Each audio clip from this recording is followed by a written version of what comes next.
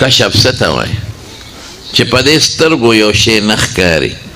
نو بعضې انسان ته الله د زړه په سترګو ښیي دې ته کشف وایي لکه زه به یو مثال درکم حضرت عمر فاروق رضی الله عنه په مدینه شریفه کې ناست او په منبر ناست په منبر او لښکر یې لېږلي دي د میاشتو په مزل لرې دی خو پیاده مزل یې د میاشتې په مزل او د منبر باندې چې ناستو نو د خولې نه یې اواز ووته یا ساریتو ای ساریه الجبله الجبله د غر نه ځان بچ کا د غر له توجه ورکه غر ته وګوره غر نه ځان وساته دا خبره د خولې نه ووته چې کوم خلک مخامخ په جومات کې ناستو هغه چا وی یاره د دې څه معنی دا دې خو چې چاته اواز کوي هغه خو دومره لرې دی چې د میاشتې په مزل لرې دی امیر المؤمنین ته څه تکلیف پیښ شو څه چل پیښ شو یو سړی مخامخ ناست ته به ول اواز ورکړي خو د میاشتو په مزل لرې دی د لښکر جرنیل دی او ډېره دې ځای نه ورته اواز کوي ورته وایي چې غر نه ځان وساته خو ډېر حضرت عمر فاروق رضی الله عنه ډېر زړور و او غصناکه مو هغه نه به چا تپوس ته شو کولی هغه ساریه چې کله د جهاد نه فارغ شو څو میاشتې پس او واپس راغی هغه نه چا تپوس وکړه خو صحابو هغه ټیم نوټ کړی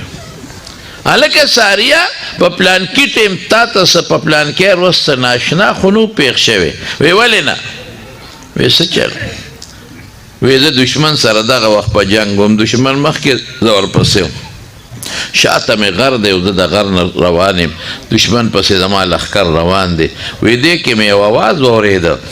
چې یا ساریتو ای ساریه الجبله الجبله د غر نه ویرېږه غر ته متوجه شه وی چې اواز مې واورېد ما وی والله انه لصوت عمره زما قسم دی چې دا د حضرت عمر فاروق اواز دی غر ته مې چې وکتل چې غر کې څه چل دی نو ما سره دشمن دوکه شروع کړې وه دشمن یو خوا رانه مخکې و زه ورپسې او هغوی څه ډله راپسې د شا نه را روانه کړې چې دی به مونږ ځان ته مخکې په جګړه کړو تاسو پرې شا نه حمله وکړې نو ختم به یې کړې خو چې د حضرت عمر اواز مې واورېد او شاته مې وکتل چې شاته نه راپسې بل لښکر دی نو خپل لښکر مې دوه ځایه کړ نیم مې مخکې وجنګ او نیم شاته الله کامیابي راکړه نو عمر ناس په مدینه کې دی او د میاشتو په مزل لرې لښکر ویني او اواز ورکوي او الله پاک هغه اواز د عمر خلکو ته هم رسوي دې ته کشف وایي دا د غیب علم نه دا کله دا یو کرامت یو عزت چې خدای چاله ورکړي کله چې وغواړي نو خدای پاک ورکړي چې ونه غواړي نه ورکړي نو خبره مې دې پورې کوله چې کشف دا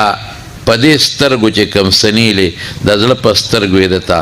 الله پاک ښیي